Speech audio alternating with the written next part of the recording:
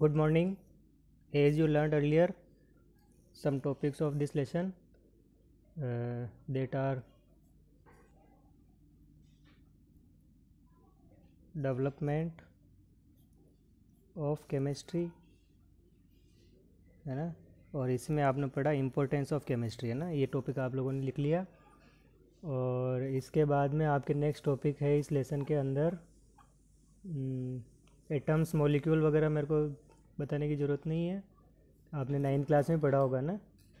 Nature of matter, तो nature of matter में अपन ने states of matter, states of matter के अंदर आप लोगों ने पढ़ा होगा सॉलिड, लिक्विड, गैस, है ना, different properties of these states of matter, solid, liquid and gas, and then classification of matter, है ना। इसके बाद में आपने क्लासिफिकेशन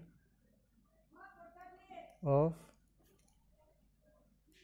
मैटर, है ना, क्लासिफिकेशन ऑफ मैटर में आप लोगों ने चार्ट बनाया होगा। Matter is classified into 2 part, mixture and pure substance, then again mixture classified into homogeneous and heterogeneous, and pure substance are classified into elements and compound. Okay, there is no need to explain homogeneous and heterogeneous. These topics are you read earlier in 9th class also. Okay, then physical and chemical property,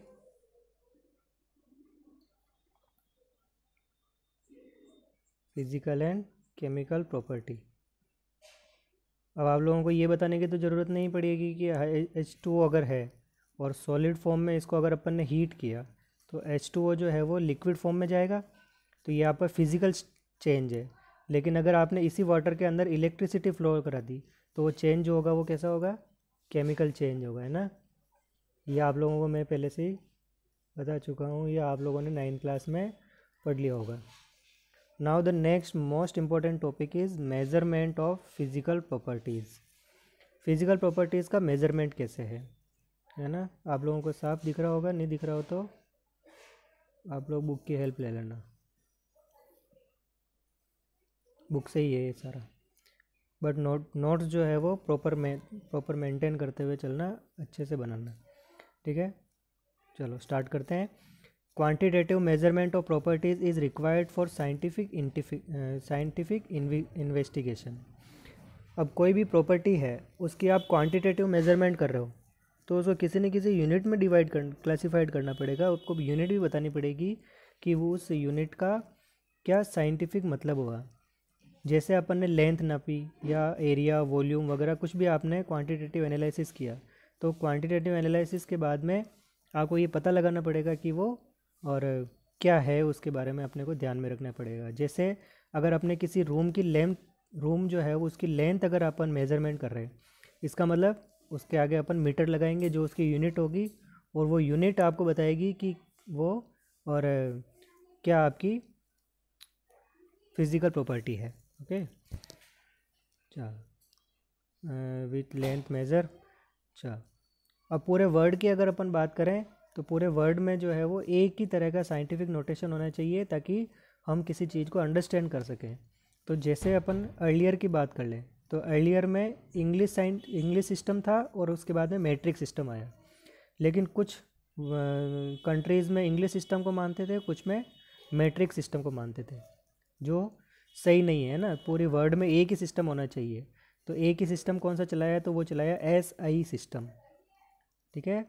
इसको कहते थे international system of units, ठीक है, international system of unit. Clear.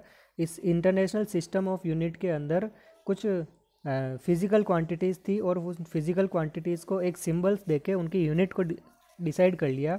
और ये table आप लोगों ने बनाई होगी। जैसे लेंथ की अगर मैं बात करूँ तो उसको लीटर, मास को अगर मैं लेंथ की अगर मैं बात करूँ तो वो symbol of quantity L, length को L लेते हैं अपन और उसको मीटर उसकी यूनिट है, मास को M लिखते हैं और उसकी किलोग्राम यूनिट है, टाइम को सेकंड लिखते हैं, उसकी यूनिट इलेक्ट्रिसिटी करंट की एम्पियर, थर्मोडाइनमिक टेम्परेचर है तो वो केल्विन, डिग्री सेल्सियस ऐसा यूनिट नहीं है, डिग्री सेल्सियस आपके मैट्रिक सिस्टम है।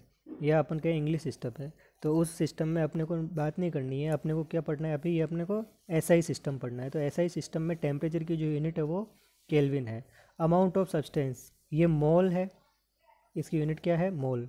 अगर मैं बात करूं कि अमाउंट ऑफ सब्सटेंस को क्या सिंबल से अपन डिनोट करते हैं, तो स्मॉल एन, ठीक है। और उसको लिखने के लिए अगर अपन बात करेंगे तो यूनिट की इसकी मोल नंबर ऑफ पार्टिकल्स या नंबर ऑफ सब्सटेंस की जो यूनिट है वो मोल है, लेकिन उसका सिंबल MOL है। क्लियर। अगर अपने को नेम ऑफ यूनिट पूछे तो MOL ही लिखना है, और सिंबल ऑफ यूनिट पूछे तो MOL लिखना है। ये छोटी छोटी बातें आपको ध्यान रखनी है। ल्यूमिनस इंटेंसिटी कैंडेला में है, और इसका जो सिंबल है वो CD है। क्लियर। अब नेक्स्ट पार्ट के अंदर अपन और ये क्या है, ये सारे सिस्टम, इसके बारे में अपन बात करते हैं।